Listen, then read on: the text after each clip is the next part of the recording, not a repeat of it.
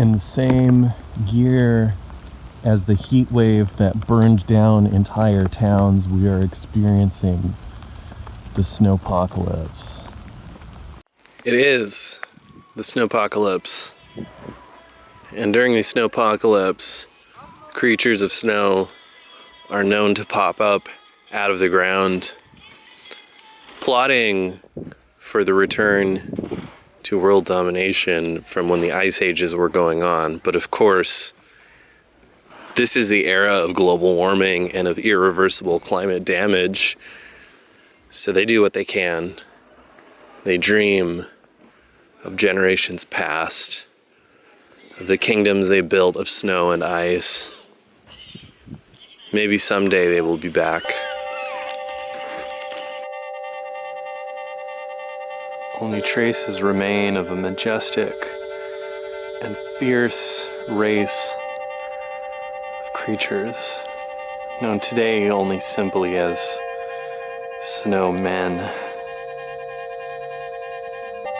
In fact, calling them mere men is reductive, because in reality, their anatomy was quite complicated and fluid. They could build their bodies out of virtually anything. Just looking at the artifacts around them, materials, anything that could be absorbed into their physiognomy and made into part of their person. Perhaps most impressive about this race of creatures was that they could multiply, use the raw materials of the frozen earth around them to create more of their own by their own hands, expending very little energy, but expanding their numbers rapidly, exponentially. Though be we may, blessed by the comforts of shelter in the modern epoch, the early men of the ice ages had to contend with these snow creatures. As they huddled in caves, the snow creatures would gather, plot their moves. The only thing to protect early man, the discovery of fire. The decorations today commemorate the battles of early men against the snow creatures.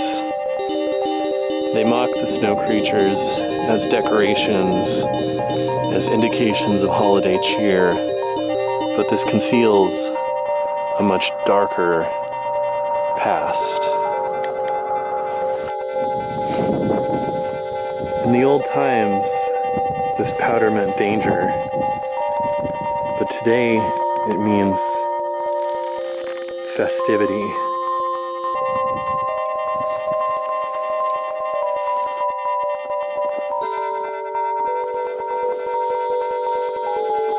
Open fields like this one were the perfect breeding grounds for their soldiers. Some of the most dangerous fighters of the Ice Age came from open fields of snow, driving man deeper into their caves, more huddled around the cover of fire.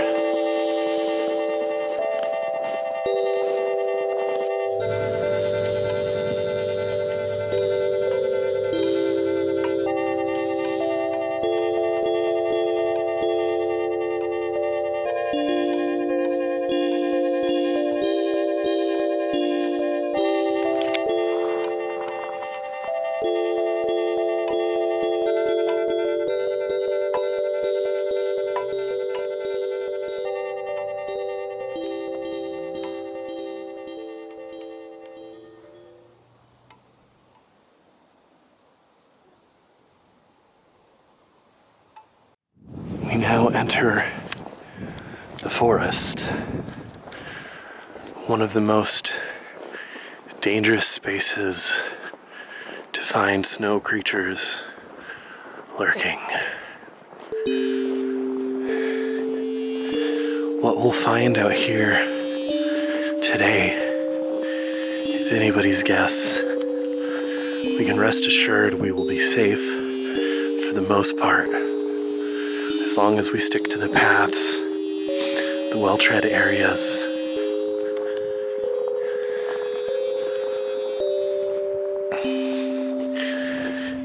But in the old times, one wrong step could send you into a trap set by a snow person.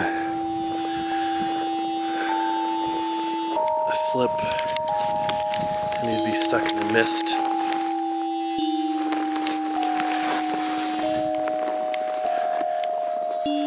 A blinding haze of ice and snow, leaving you unable to see around you, wondering what's happening, dizzy, disconcerted, discombobulated, and then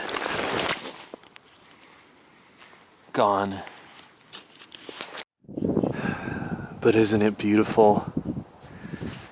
My God, the landscape is stunning.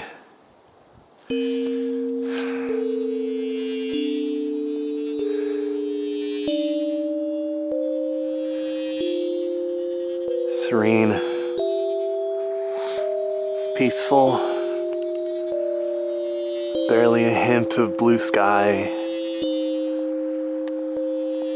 The brown branches stretching towards the heavens.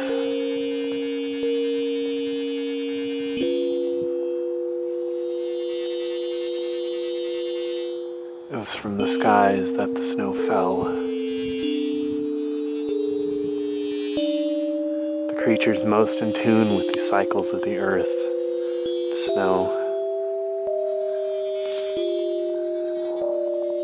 Snow which originated from the sky, frozen and harsh, dancing onto the earth, collecting, piling up, powdery, icy, slippery, crunchy. But the winter, though it is cold and harsh and stark, it is so stunning in its beauty, its majesty.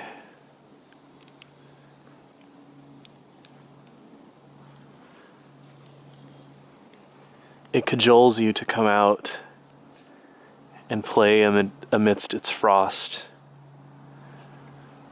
But just as it does, it would so soon grab you in its icy grip and not soon let you go.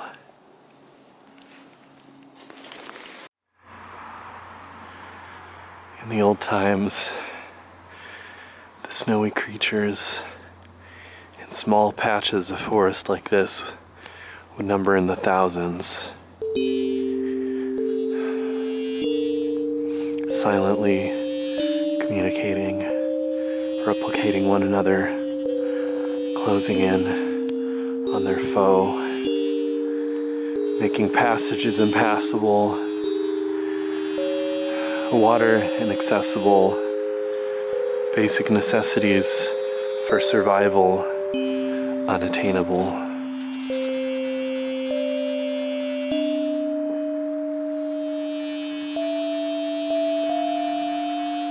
But how serene the cold. Today, man does what they can to pollute the snow, to ruin its texture, to dirty its fell white shade, mixing it with smog and dirt and salt, making it impossible to build with, impossible to create with. just the ugly remnants of a winter lifestyle, hiding inside, huddling around fire and heat, burning the resources of the earth to stay warm.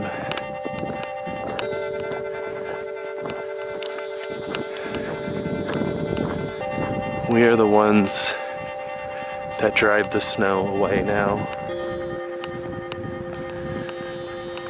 hoping to eliminate it, to hide it from existence.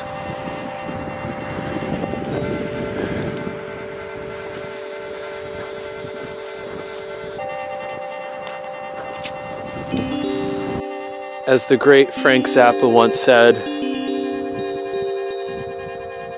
"Don't go where the huskies go. Don't you eat that yellow snow." And we salt the earth to protect ourselves from the ice and snow of the harsh winters.